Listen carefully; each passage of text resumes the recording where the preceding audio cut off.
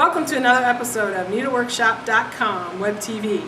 And today we have Carol Solis from Winchell Mill Hill Beads. And we're going to talk about cross-stitch beading techniques. That sounds like fun. So what do you have for us today, Carol? Thanks for having me, Glorianne. The first thing that you need to think about when you're going to do any project is to have the proper tools. And so I wanted to first talk about the beading needles. There are really two different types of beading needles. One is called a regular beading needle, and in the regular beading needle we have a short beading needle and we have a long beading needle. The long is usually used for jewelry making, and the regular short is more for embroidery. It can be used for jewelry, or it could be used on perforated paper. The last type of needle, or the second type, is the tapestry.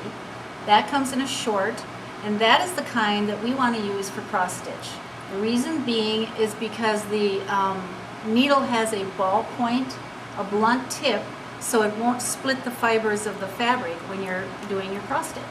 Great. So the important part is that. The second thing you need to know is what size. The short tapestry needle comes in two sizes, a size 10 and a size 12. Now you say, well, why can't I use any size 12 or size 10 needle? Well, the beading needles are made special for the beads. They actually are a little smaller. A size 10 beading needle is smaller in diameter than a regular quilting needle or a sewing needle. Okay. So that's what you need to start with that. Okay, so we're going to go right into some techniques.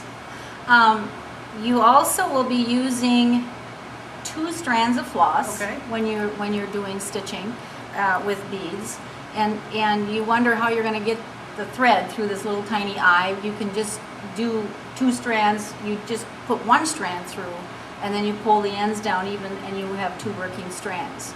Now, when you're stitching with perforated paper, Okay.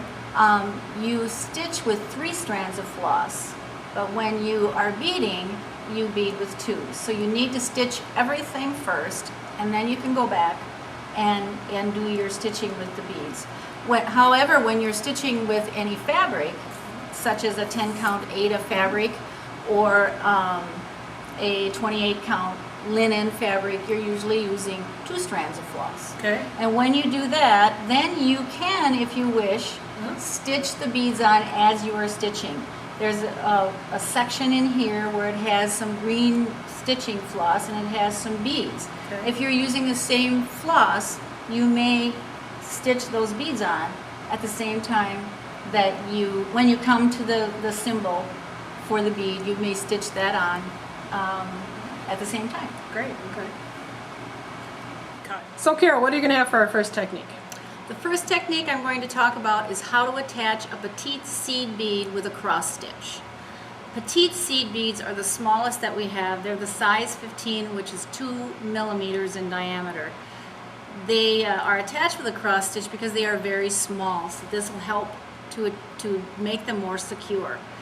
This is the diagram which shows 14 count perforated paper over 1. You come up hole number 1 through the bead and down in number 2, and then you go to number 3, go through the bead again and down hole number 4. So you're actually making a cross stitch. You also will do the complete cross stitch before you move on to the next bead that you're attaching. Down below is the same technique done, a 14 count Aida over 1. And down below that is the 28 to 36 count linen over 2. They're the same technique with different types of paper or fabric. One thing that you want to remember is to be consistent in the direction that you are stitching. You always want to have the bead lying in a vertical position, so you always want to go in the same direction that each time you're stitching the bead. And also do not jump more than 2 or 3 stitches in the back unless you secure the thread in the back. The petite seed beads are not recommended for a fabric that is larger than 14 count. The next technique is how to attach a seed bead with a half cross stitch. The seed bead is the most popular size bead. It is a size 11, 2.5 millimeters. It is used primarily for perforated paper 14 count or fabric 14 to 16 count over 1. Also a 28 to 32 count linen fabric over 2. A smaller than a 16 count fabric is not recommended. It just gets too crowded. You can use a 16 count fabric if you just have a few beads here and there, just scattered. But if they're going to be close together, it gets too tight. How to attach the seed bead with a half cross stitch. This is a perforated paper diagram. You come up in hole number 1, go through the bead down in number 2. Go down to number 3, hole number 3, through the bead into 4, and you just keep going in the same direction. Again, it is very important to go in the same direction so that the diagonal of the bead is always lying in the same direction.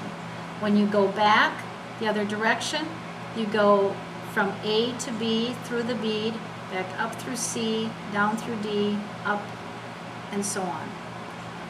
This is the diagram for 14 to 16 count Aida over 1. And then we have the same diagram for 28 to 32 count linen over 2.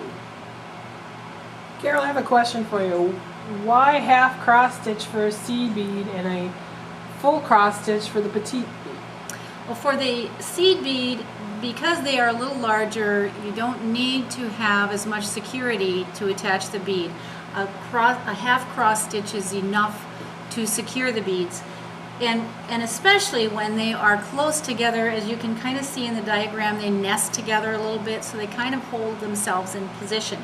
If they're scattered, they still are fine, but if you're doing something like a little sparkle in a sky, a raindrop in a sky, you don't have any stitches around that, it's just on the fabric itself, it is okay to attach the seed bead with a cross stitch.